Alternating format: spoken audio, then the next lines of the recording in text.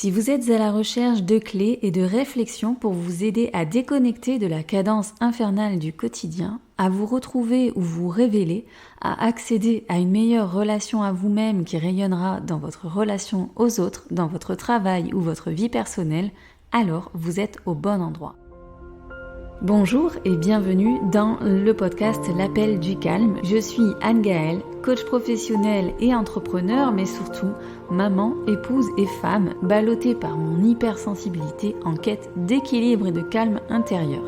Je vous partage ici mes retours d'expérience personnelle et professionnelle, des clés concrètes, des outils, mais aussi de l'inspiration pour vous aider à cheminer en douceur vers plus de confiance, de sérénité et à retrouver le calme en vous et autour de vous au quotidien. Alors je vous dis à tout de suite pour un nouvel épisode.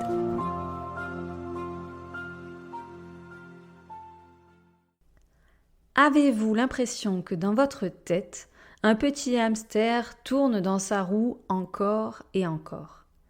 Avez-vous l'impression que votre mental décide de s'agiter pile au moment où vous vous couchez, alors même que vous étiez fatigué et prête à dormir? Avez-vous l'impression que tout simplement, ça ne s'arrête jamais de penser là-haut dans votre tête? Si oui, eh bien bienvenue dans le clan de ceux qui vivent l'agitation mentale. Aujourd'hui, je vous rassure, on va voir ensemble des clés, les clés en tout cas qui m'aident particulièrement bien à gérer cette agitation mentale. Et aujourd'hui, j'ai eu à cœur de vous les partager parce que eh bien, je sais combien cela peut être handicapant au quotidien d'avoir en permanence le cerveau branché sur 1001 pensées. Alors évidemment, ces pensées, on ne peut pas complètement les contrôler. D'ailleurs, on ne les contrôle pas. Elles font leur vie. Elles vont, elles viennent à leur guise. Et elles nous proposent de tout. Avouons que très souvent, elles ont tendance à se centrer sur des choses plutôt négatives et à ressasser les vieux dossiers du passé. Elles ont aussi tendance parfois à nous faire peur avec leurs projections bizarres, anxieuses. C'est pas simple de les gérer. Et ces pensées, en général, eh bien, elles sont exacerbées par notre mode de vie, par notre tempérament et par notre vécu. Elles peuvent être exacerbées par des facteurs environnementaux, c'est-à-dire qu'on peut se retrouver dans des situations par moments où, eh bien, elles vont être exacerbées et on n'est pas forcément en mesure de maîtriser ces facteurs-là. Parfois, c'est la surstimulation, c'est-à-dire qu'on va avoir tendance nous-mêmes à nous plonger dans beaucoup d'activités, à vouloir faire beaucoup de choses, à chercher beaucoup d'informations, à passer beaucoup de temps sur les médias, que ce soit les médias télé, les médias écrits ou même les médias sur les réseaux sociaux, les contenus de tout type sur les réseaux sociaux et tout ceci surstimule en permanence notre cerveau. Et puis aussi, bien sûr, cette agitation mentale, elle est souvent due au stress, à l'anxiété, à des émotions fortes que l'on peut avoir vécues récemment ou même de façon parfois éloignés, c'est-à-dire des résidus finalement de traumatisme qui perdurent. Ça peut être aussi des préoccupations sur le quotidien, sur l'avenir, sur ce qui va se passer demain ou plus loin. Et ça peut être aussi dû au manque de sommeil et exacerbé par le manque de sommeil. Et là, c'est particulièrement vicieux parce qu'en fait, le manque de sommeil va exacerber cette agitation mentale et cette agitation mentale va évidemment provoquer des problématiques en termes de sommeil. Donc, c'est le cercle vicieux. Et je connais tellement bien ce cercle vicieux que j'ai à cœur de vous en parler. Mon cerveau, évidemment, il est en bouillonnement quasi permanent. Ça a toujours été comme ça et j'ai grandi comme ça et je n'ai connu que ça. J'en ai pris conscience lorsque c'est mon entourage qui m'a dit « mais en fait tu ne t'arrêtes jamais de penser, ça ne s'arrête jamais ». C'est comme si j'avais un programme d'ordinateur qui était constamment en train de faire des recherches et j'ai besoin de trouver des réponses à X questions que je me pose. J'ai besoin d'analyser les choses, de comprendre les choses et mon cerveau, eh bien, travaille un petit peu tout seul comme il veut.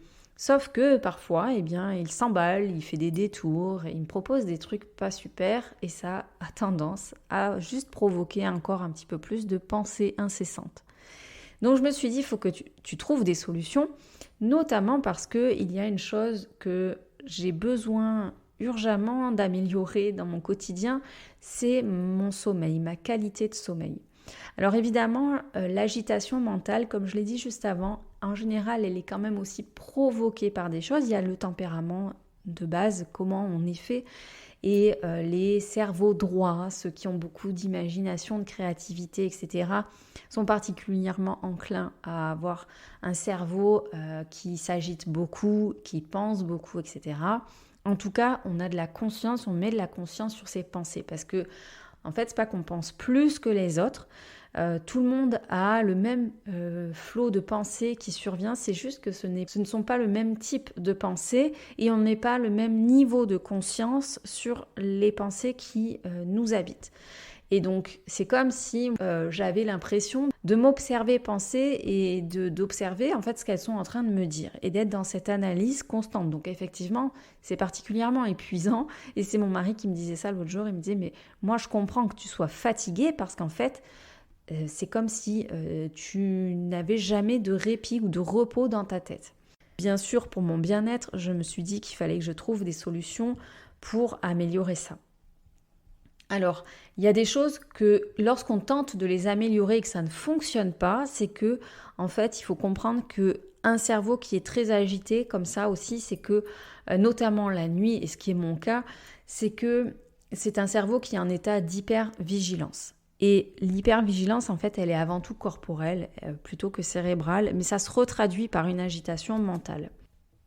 Dans mon histoire plutôt récente, en termes de problématiques de sommeil, c'est lié directement à des traumas, en fait des traumas qui ont émergé à certains moments et donc sur lesquels je suis allée mettre de la conscience et sur lesquels je suis allée travailler. Mais ça suffisait pas en fait et du coup, il me fallait des petits exercices que je pouvais implémenter facilement au quotidien pour immédiatement, quand je sens que l'agitation mentale me pose souci, que je puisse retrouver le calme intérieur et un calme mental.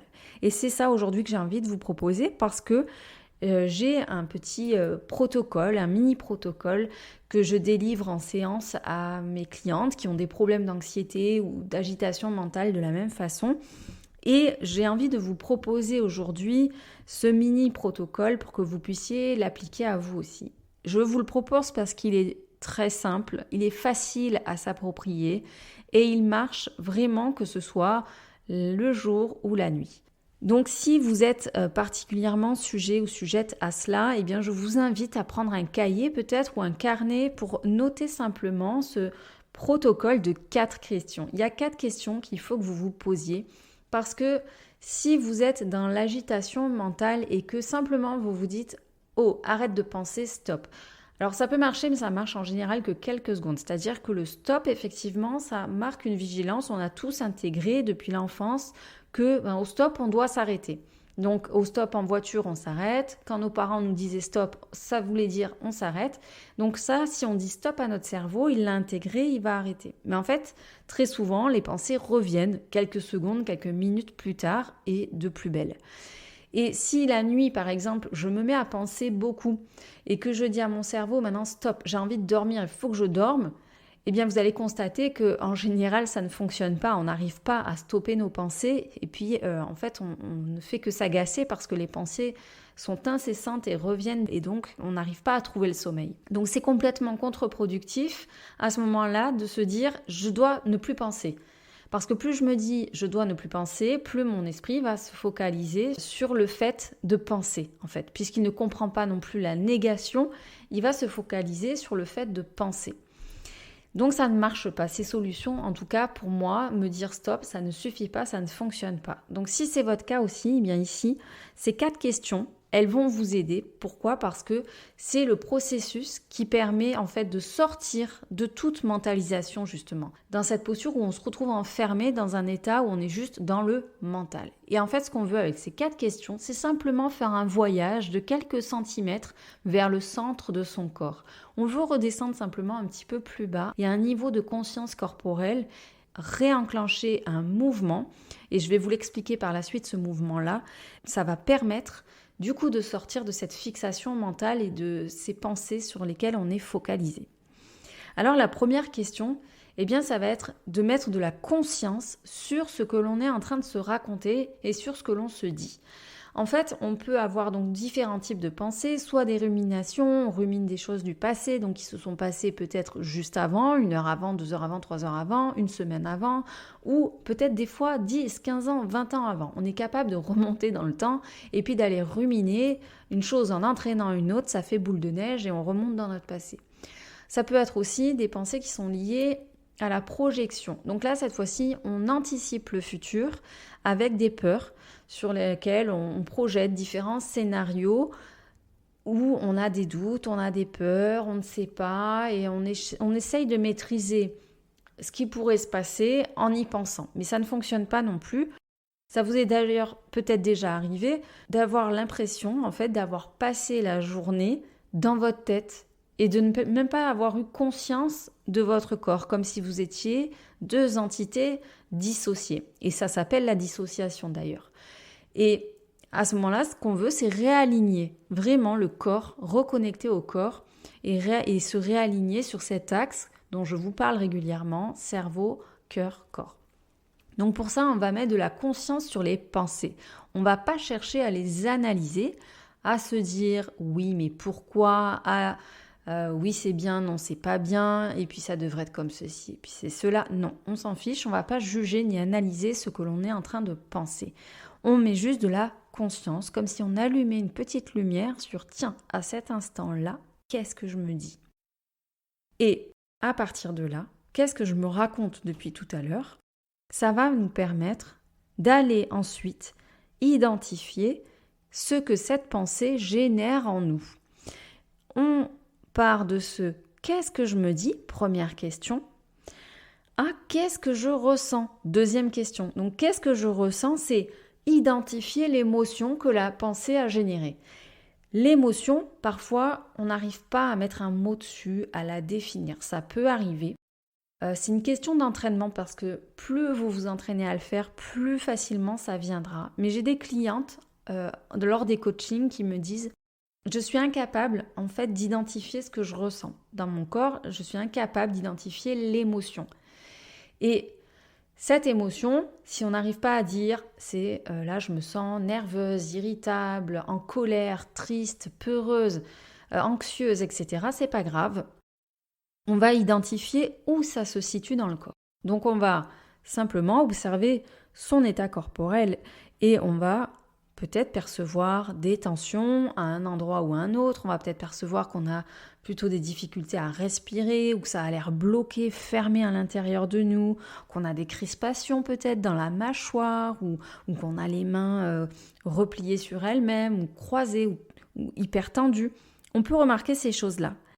Par exemple, si je suis ultra speed, que j'ai prévu de faire plein de choses dans ma journée, que j'avais une to-do list établie avec plein de tâches à faire et puis qu'à la fin de la journée, je vois que je suis en retard sur ma to-do, je vois que je ne vais pas arriver à faire tout ce que j'avais prévu de faire, etc. Eh bien, je vais commencer à avoir un stress, à me dire, donc là c'est la question 1, qu'est-ce que je me dis ? À me dire je n'ai pas le temps, je vais pas y arriver, je vais pas arriver à tout faire, et puis c'est toujours pareil, je mets trop de tâches, et puis j'y arrive jamais, et puis c'est trop stressant, et puis c'est ci, et puis cela. Donc là, j'identifie les pensées. Et lorsque j'identifie cette pensée-là, que je n'ai pas le temps, que je ne vais pas arriver à tout faire, je peux identifier donc ce que je ressens.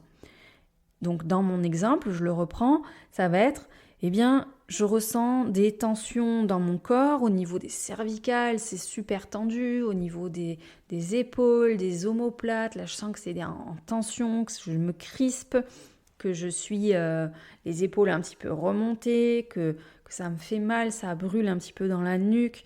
Je ressens peut-être que j'ai le souffle coupé qui se trouve comme bloqué au niveau du sternum et que je respire vraiment juste dans la partie haute de mon thorax et que c'est pas une respiration ventrale, c'est en haut, c'est comme si c'était coincé au niveau de la poitrine. Je ressens peut-être de la nervosité, que je me mets en colère contre moi-même, que tout m'énerve, que j'ai les larmes les larmes qui montent aux yeux, ça veut dire que j'ai de la colère à l'intérieur, etc. Donc là, j'ai identifié où ça se situait dans mon corps et comment ça se manifestait dans mon corps. C'est juste ça, cette deuxième question, qu'est-ce que je ressens? Si je n'arrive pas à mettre une émotion dessus, je peux, et c'est même bien, d'identifier où est-ce que ça se situe dans le corps et comment ça se manifeste. Et là, ça nous permet de passer à la troisième étape, d'identifier de quoi j'ai besoin. De quoi j'ai besoin à ce moment-là. Parce que si je suis dans cet état-là, c'est que j'ai un besoin qui n'a pas été satisfait. Et donc, on va identifier ce besoin-là et simplement se poser la question, ça suffit. Donc, dans mon exemple toujours, eh bien, à ce moment-là, ça pourrait être, j'ai besoin de souffler un bon coup et de prendre une pause de 5 minutes. J'ai besoin de me calmer et peut-être que j'ai besoin de m'en demander un petit peu moins et puis aussi de relativiser si ce soir, j'arrive pas à avoir bouclé toute la to-do, c'est peut-être pas si grave. Mais au-delà de ça, j'ai surtout identifié que j'ai besoin de m'organiser autrement, que si j'en suis là, et surtout si j'en suis là souvent et que ça se répète, j'ai certainement un problème d'organisation, il faut que je m'organise autrement et que je vois ce que je peux faire. Donc vous voyez, je vais identifier de quoi j'ai besoin.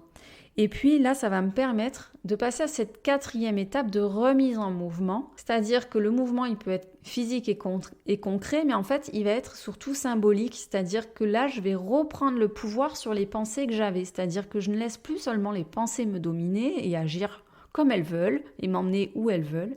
C'est moi là qui reprends le contrôle et qui décide d'agir.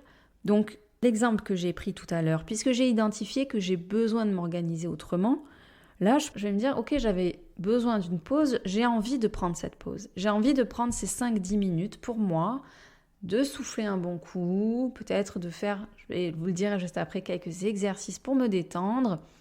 Et puis, après cette pause, de planifier, répartir mes tâches autrement, puisque je vois bien que ça ne va pas. Donc, je vais faire du tri dans ces tâches, parce qu'il y a certainement des choses dont je pourrais finalement m'éviter la corvée ou l'inconvénient et que je pourrais soit déléguer, soit complètement oublier. Il y a peut-être des choses que je peux répartir mieux dans ma semaine, etc. Donc, je vais prendre aussi un temps pour répartir, replanifier, me réorganiser, etc. Et je reviens dans le concret, je reviens dans le présent. Quand je remets du mouvement, quand je décide de remettre du mouvement là, ici, maintenant, je reconnecte à mon corps et à ce qui se passe maintenant. Donc je fais ce chemin de revenir au présent, de revenir dans cet état corporel, conscient et présent.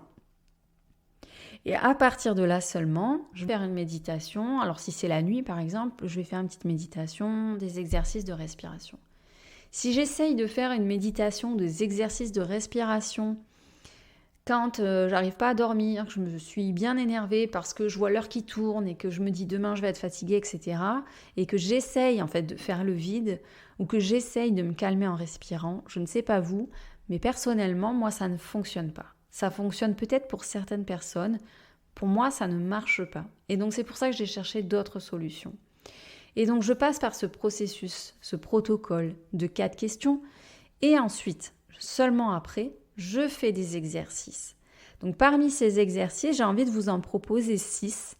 6 exercices très doux et efficaces qui permettent de retrouver du calme aussi, calme intérieur, calme mental, calme corporel. Waouh, ça fait du bien. Alors, le premier exercice, c'est une marche consciente. Une marche consciente, donc soit c'est la journée, vous avez la possibilité d'aller marcher, eh bien ça va être effectivement de marcher, de prendre conscience de vos appuis sur le sol, de prendre conscience de l'environnement dans lequel vous êtes en faisant fonctionner vos 5 sens. Qu'est-ce que je vois autour de moi? Qu'est-ce que je sens comme odeur? Qu'est-ce que je peux toucher dans cet environnement-là? Qu'est-ce que j'entends comme bruit dans cet environnement-là? Quel goût je peux percevoir éventuellement dans cet environnement? Est-ce que je sens le souffle du vent? Est-ce que je sens du soleil, de la pluie, de la bruine? Est-ce que les matières de mes vêtements, comment elles sont? Qu'est-ce que je sens? Ça va être comme de faire un petit inventaire de tout ce que je perçois en termes de sens. Je peux aussi faire une marche consciente, même si je suis chez moi ou au bureau. C'est-à-dire que je vais aller d'un point A à un point B, de ma maison ou de mon travail, Et je vais conscientiser cette marche, simplement toujours le même exercice. Je prends conscience de mes appuis, je prends conscience de mon corps qui bouge, je prends conscience de chaque chose qui m'entoure avec tous mes sens. Si c'est la nuit, comment on fait si on est dans son lit, que tout est éteint, on ne veut pas faire de bruit, on veut réveiller personne? Eh bien moi, ce que je fais, c'est que je me lève parfois 5-10 minutes, pas plus, en général même 5 minutes. C'est rare que ça dépasse 5 minutes. Et je fais des allers-retours dans le couloir, donc c'est très silencieux, je ne fais pas de bruit, je réveille personne. Et je fais cette marche consciente dans le couloir. Je pourrais même piétiner aussi, simplement faire cette marche en piétinant, en levant doucement un pied puis l'autre, en faisant le mouvement de balancier avec mes bras, exactement comme si je marchais normalement, sauf que je piétinais, donc je ne fais pas de bruit.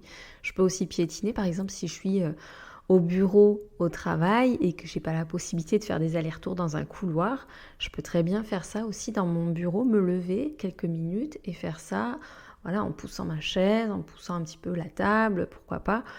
Et c'est tout à fait possible de faire une marche consciente tout en étant sur place. Et j'associe cette marche consciente dans le couloir à des mouvements doux.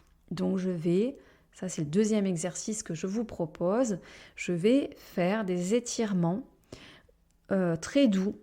L'idée, c'est pas de forcer, c'est pas de se faire mal, on ne veut pas avoir mal ni forcer quoi que ce soit, simplement faire des mouvements doux, des étirements lents, larges, on va chercher loin et en fait on s'étire les bras, les épaules, la nuque, ça peut être aussi les jambes, tout à fait.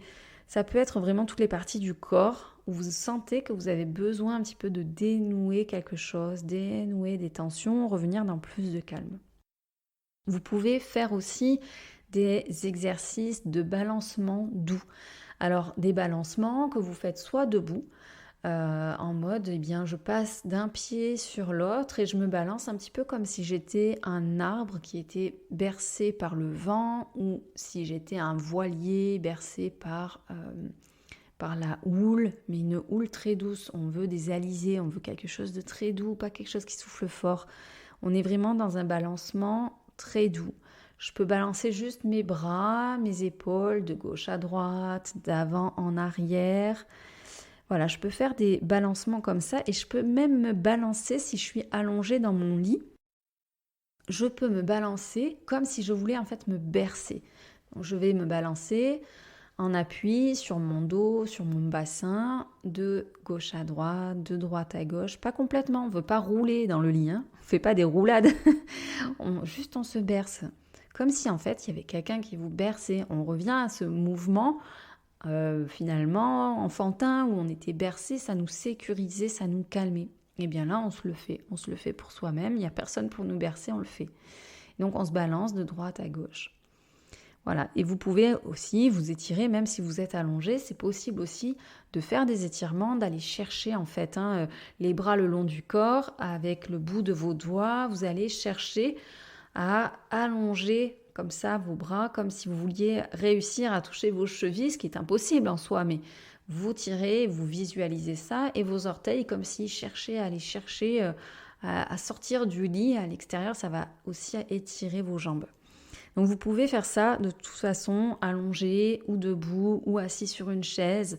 Ce sont des mouvements très doux, il n'y a rien de compliqué là-dedans. Encore une fois, il faut que ça reste vraiment quelque chose qui ne vous blesse pas, qui est très doux. Ensuite, troisième exercice, vous pouvez à ce moment-là aussi, une fois que vous avez fait ça, commencer des exercices de respiration.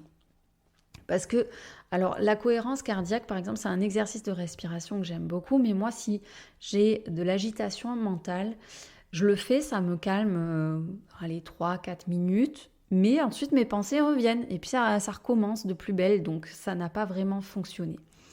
Et par contre, d'avoir bougé un petit peu avant et puis d'avoir conscientisé tout le reste grâce aux 4 questions, bien là, vous pouvez faire des exercices de respiration qui vont vraiment réinstaurer le calme au niveau corporel cette fois-ci et amener de l'oxygène un petit peu aussi dans ce mental qui est en suractivation.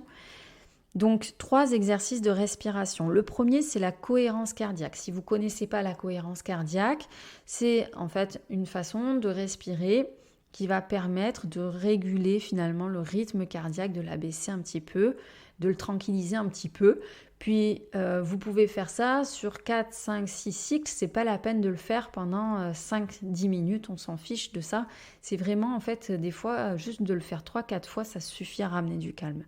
Donc, la cohérence cardiaque, eh bien, vous allez, par exemple, si vous ne savez pas comment ça se passe, de façon très simplifiée, je vais vous expliquer ici un exercice que vous pouvez faire, encore une fois, où que vous soyez et à n'importe quel moment de votre journée. Donc, vous pouvez imaginer que vous allez dessiner en face de vous un carré et vous allez partir donc dans le point inférieur gauche du carré en inspirant sur 4 secondes.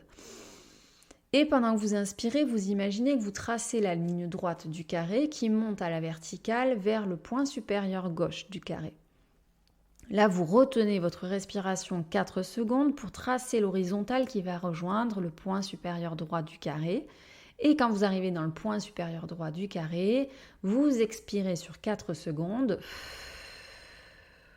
et vous tracez donc la verticale qui rejoint le point inférieur droit du carré. Vous avez quasiment fermé votre carré, vous avez 3 bords en fait. Et la dernière horizontale qui sert à fermer le carré, eh bien vous retenez à nouveau votre respiration. Donc ça donne, j'inspire 4 secondes, je retiens 4 secondes, j'expire 4 secondes, je retiens 4 secondes, j'inspire 4 secondes, je retiens 4 secondes, j'expire 4 secondes, je retiens 4 secondes. Donc ça, vous le faites 4-5 fois.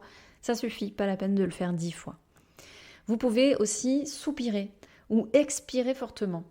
Donc vous allez tout simplement évacuer ce trop-plein d'air qui semble bloqué, si c'est votre cas, dans la poitrine. Et vous allez réouvrir un petit peu cette circulation de l'air entre le niveau ventral et le niveau thoracique. Et donc là, on fait vraiment des expirations fortes et même des soupirs. Vous pourriez faire le soupir. Alors si c'est la nuit et que vous ne voulez pas réveiller tout le monde, l'expiration, ça gêne personne. Un soupir un petit peu plus fort du style comme ça va gêner un petit peu plus. Mais ça, par exemple, vous pouvez le faire en voiture ou au bureau. Si vous êtes seul dans votre bureau, ça ne pose pas de problème. Donc vous pouvez donc expirer fort, faire des soupirs. Pareil, 2, 3, 4 fois, pas plus. On ne va pas le faire 15 fois, ça ne sert à rien.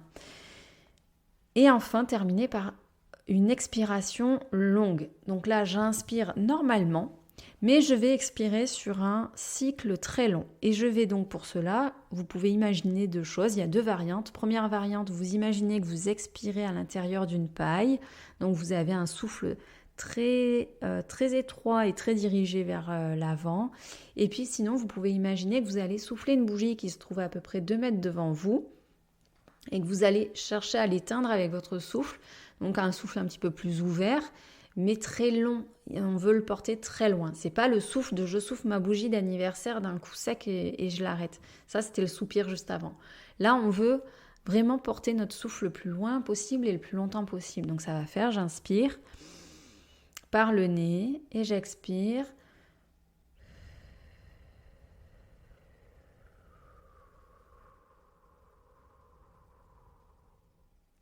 Le plus longtemps possible.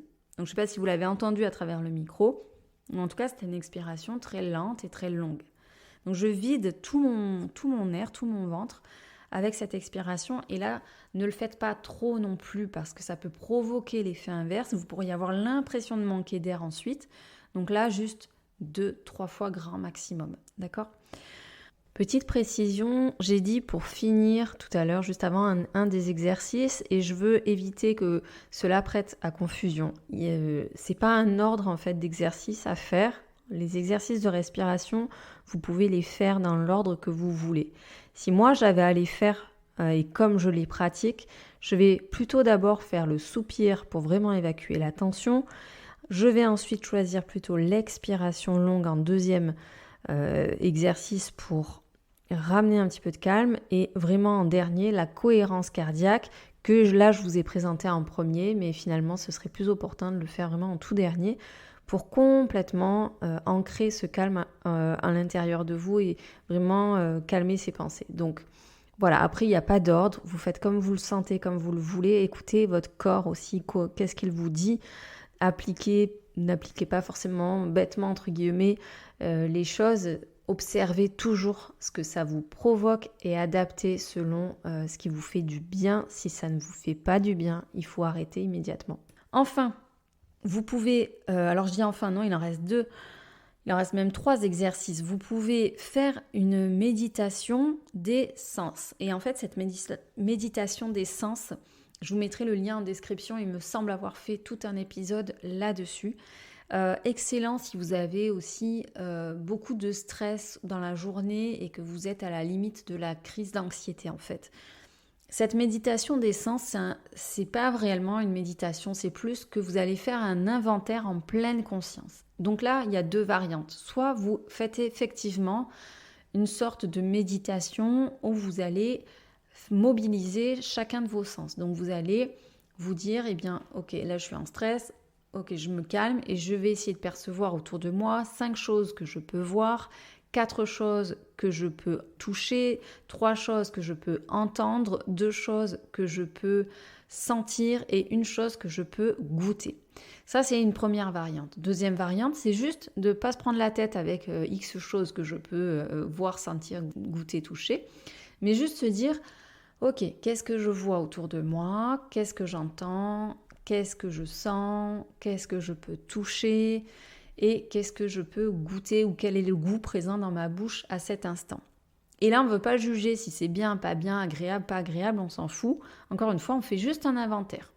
Vous pouvez aussi faire cet inventaire en pleine conscience en prenant des objets qui sont devant vous et en les nommant. Donc si vous êtes au bureau, si vous êtes dans votre lit, si vous êtes dans votre cuisine, ça fonctionne tout le temps. Si vous êtes dans votre voiture, ça fonctionne. Vous nommez simplement ce que vous avez sous les yeux et que vous pouvez même toucher. Exemple, si je suis en voiture, alors là, il y a un volant et en fait, vous allez vous dire, mais je suis ridicule, mais ça va ramener de la conscience sur ce qui est là maintenant et vous allez voir que ça va complètement couper avec les pensées, cette agitation mentale que vous aviez.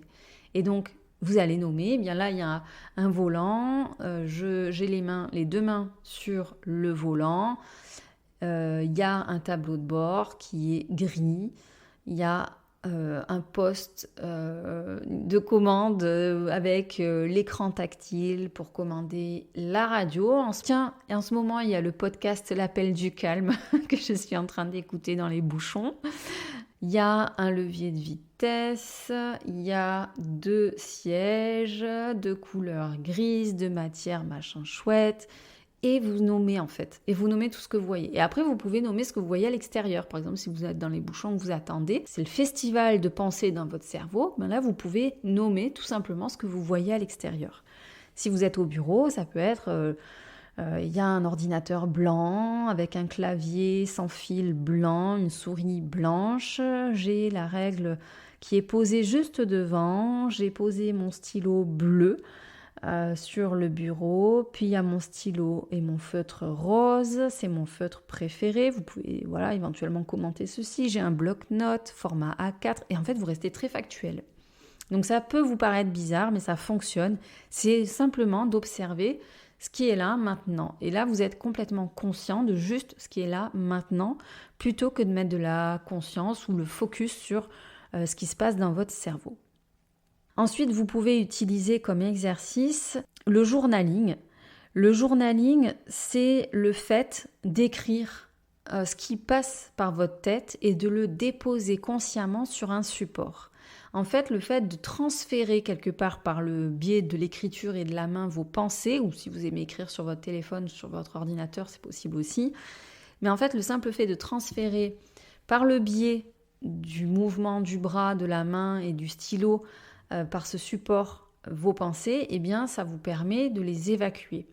Alors vous pourriez très bien faire vos exercices de journaling en utilisant les 4 questions. Ça pourrait être qu'est-ce que je me dis, qu'est-ce que je ressens, de quoi j'ai besoin, de quoi j'ai envie. Ça pourrait être les 4 questions que vous notez sur votre cahier, vous y répondez au fur et à mesure.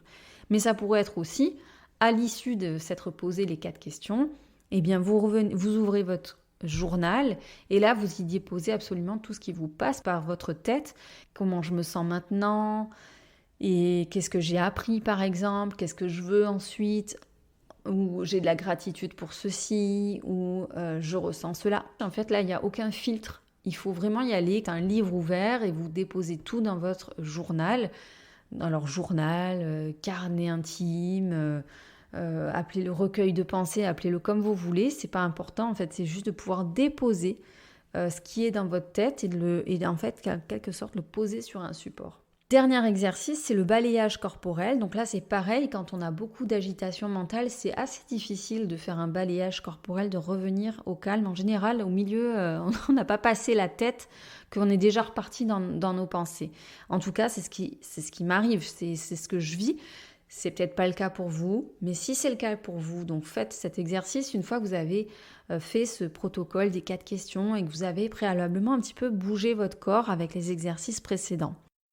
Donc le balayage corporel, c'est aussi un petit peu comme cette méditation dont je parlais tout à l'heure, méditation qui va mobiliser vos sens, mais cette fois-ci on va essayer de rechercher le calme, le relâchement musculaire en passant par chaque partie de notre corps. On va partir du sommet du crâne et on va aller jusqu'au bout de nos orteils en passant au scanner en quelque sorte, tout notre corps, toutes les parties du corps, donc sommet du crâne, le front, les sourcils, les yeux, les joues, les muscles de la bouche, de la mâchoire, le cou, la nuque, les épaules, les omoplates, la poitrine, les avant-bras, les bras, les avant-bras, les mains, les doigts.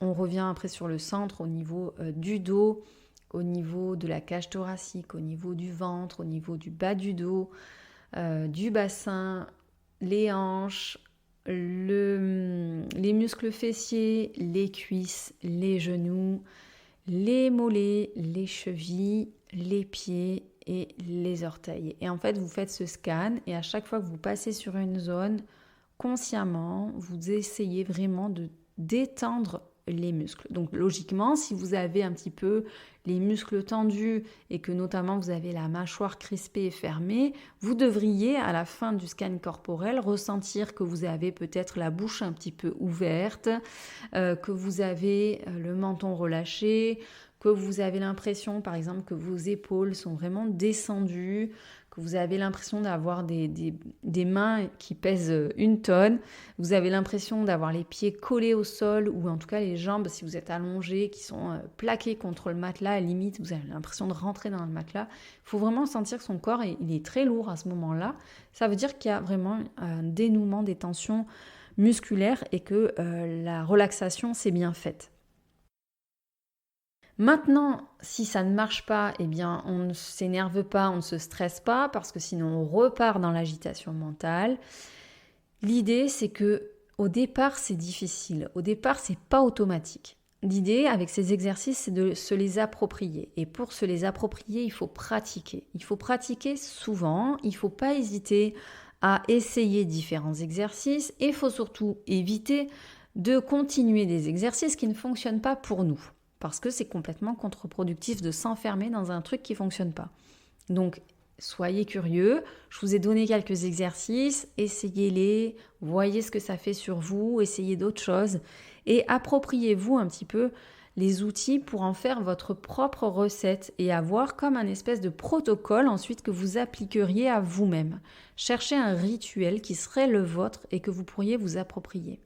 Pour ça, il faut pratiquer presque quotidiennement ou à chaque fois que vous vous sentez en tension ou en agitation mentale. Et il faut pratiquer ça pendant au moins 21 jours, 1 mois, pour dire que vraiment vous avez essayé d'ancrer de nouvelles habitudes. Surtout qu'au début, ça paraît long de passer de cet état d'agitation mentale au calme intérieur. Au début, ça paraît difficile de mettre des mots sur ses émotions, sur ce qu'on ressent, sur ce dont on a besoin, sur ce dont on a envie. Au début, c'est normal de pas trop savoir exactement ce qu'il en est et c'est pas grave. Parfois, ça prend un petit peu de temps au départ de s'approprier ces questions, de s'approprier la méthode et d'arriver à mettre des mots. Et plus vous allez vous entraîner, plus vous allez réussir à très facilement switcher d'un état à un autre, très facilement avoir de la conscience sur ce qui est en train de se passer à l'intérieur de vous, sur les besoins insatisfaits, sur ce que votre corps vous envoie comme message, sur ce que vous pouvez immédiatement faire pour vraiment sortir de cette agitation mentale. Et ça va très très vite. Après, c'est quasiment, vraiment, c'est quelques secondes. C'est-à-dire que tout de suite, vous sentez que, voilà, vous dites, purée, mais ça y est, je suis dans ma tête. Vous identifiez tout de suite au niveau corporel ce qui est en train de se passer. Vous identifiez très vite le besoin sous-jacent qui est derrière et vous identifiez très vite ce que vous pouvez mettre en place pour sortir de ça.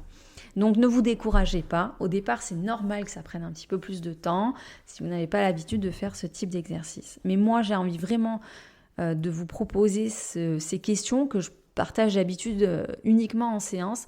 Mais là, vraiment, j'ai envie de vous donner cet outil parce qu'on est tellement nombreuses à être, entre guillemets, victimes de ces pensées incessantes qui tournent en boucle, de cette hyperactivité mentale, que je trouve opportun de vous permettre ce voyage qui va de l'agitation vers le calme intérieur. N'hésitez pas à me dire si cet épisode vous a plu, si ces outils vous ont aidé, comment vous allez vous les approprier, quelles sont les situations où votre mental vous pourrit la vie.